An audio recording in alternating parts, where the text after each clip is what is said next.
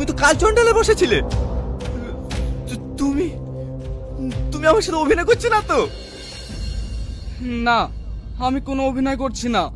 আমি ছোট থেকে পীর বাবার কাছে মানুষ হয়েছি। বাবা মারা যাওয়ার আগে আমাকে একটা তাবিজ দিয়েছিল আর বলেছিল যতদিন তোর কাছে এই তাবিজটা থাকবে কেউ তোর কিচ্ছু করতে পারবে না। তাই কাল চন্ডাল আমাকে কোনোদিনও বশ করতে পারেনি। তাহলে তুমি এতদিন ধরে এখানে আছো কেন? আমার শ্রাবণীর জন্য। শ্রাবণীকে আমি খুব ভালোবাসি। ওই কাল চন্ডাল আমার শ্রাবণীকে বশ করে রেখেছে। আমি ওকে নামে এখান থেকে যাব না।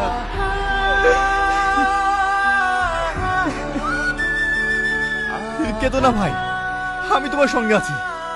ওই শালা চন্ডাল আমার বন্ধুদেরকে বশ করে রেখেছে, কিন্তু ওকে কি মারার কোনো উপায় নেই? আছে, একটা উপায় আছে। চন্ডালের যত শক্তি ওই গোলাক ব্যক্তির ভেতরে আছে, ওটা যদি ভেঙে দেওয়া যায় তাহলে ওর সব শক্তি শেষ হয়েও মারা যাবে। আমাদেরকে যেভাবেই হোক ওই গোলাক ব্যক্তি ভেঙে কাল চন্ডালকে শেষ করতে হবে।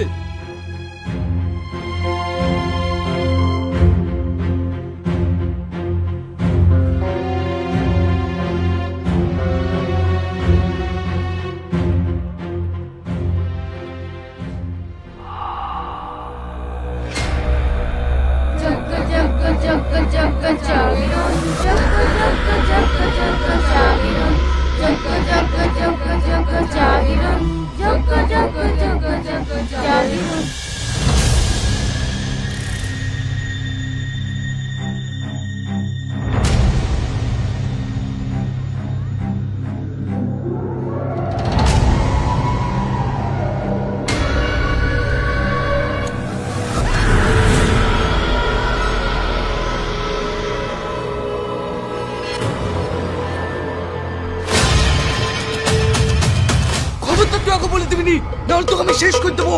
তোর জীবন আমার হাতে।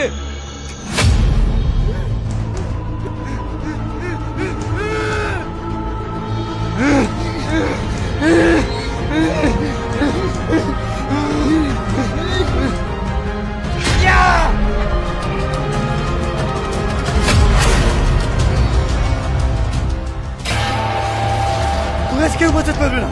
তুমি তোকে প্রচুর কষ্ট দিয়েছি। তোকে আজ আমি শেষ করে দেবো।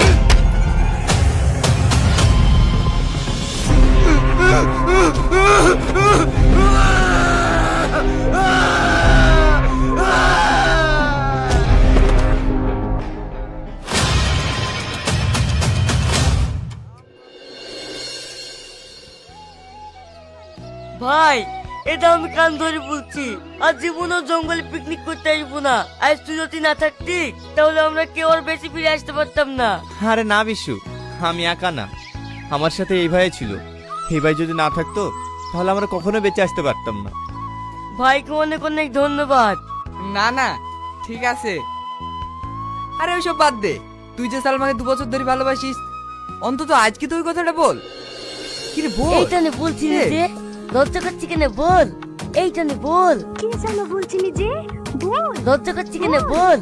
এইটা নে বল। I love you. লা লা লা লা লা লা।